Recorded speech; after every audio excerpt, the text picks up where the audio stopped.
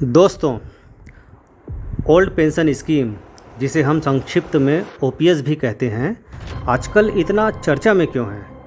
क्यों कर्मचारी ओपीएस में ही रहना चाहते हैं, परंतु किसी भी पार्टी की सरकार ओपीएस के बारे में बात भी नहीं करना चाहती, जबकि सभी राजनीतिक दलों के नेता पेंशन स्वयं लेते हैं। ओल्ड पेंशन स्कीम जब सरकारी कर्मचारियों को देने की बात आती है तो पुरानी पेंशन स्कीम को सरकारी राजस्व पर वित्तीय बोझ बताते हैं। एनपीएस को ओपीएस से ज़्यादा अच्छा बताते हैं। आइए विस्तार से जानते हैं इसके बारे में।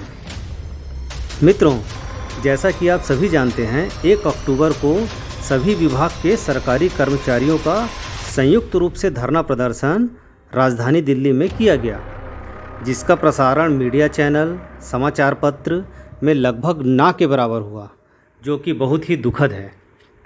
सरकारें भी ध्यान नहीं दे रही हैं, मीडिया भी ध्यान नहीं दे रही हैं, तो करें क्या?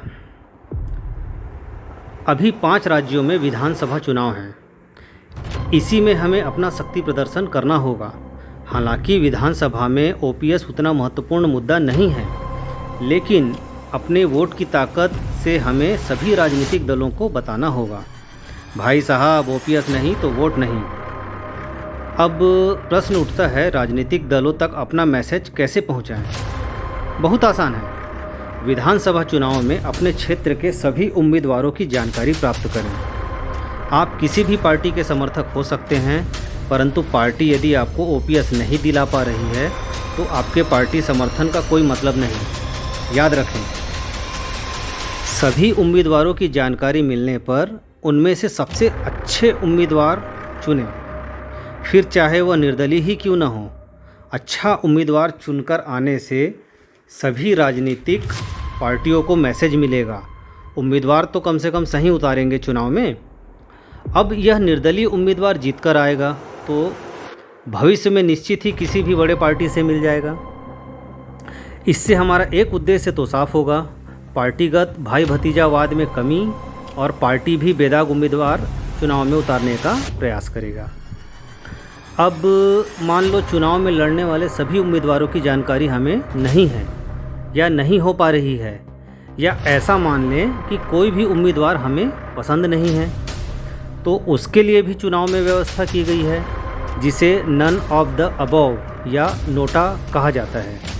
इसका लाभ अभी तो नहीं, लेकिन अगले चुनाव में ज़रूर मिलेगा, क्योंकि प्रत्येक चुनाव के बाद राजनीतिक पार्टियां आत्ममंथन करते हैं, तो उन्हें सीधा यह मैसेज मिलना चाहिए कि उनके राजनीतिक क्षेत्र में स्थित कुल सरकारी वोट का कितना प्रतिशत उन्हें मिला है या नहीं मिला ओपीएस के कारण।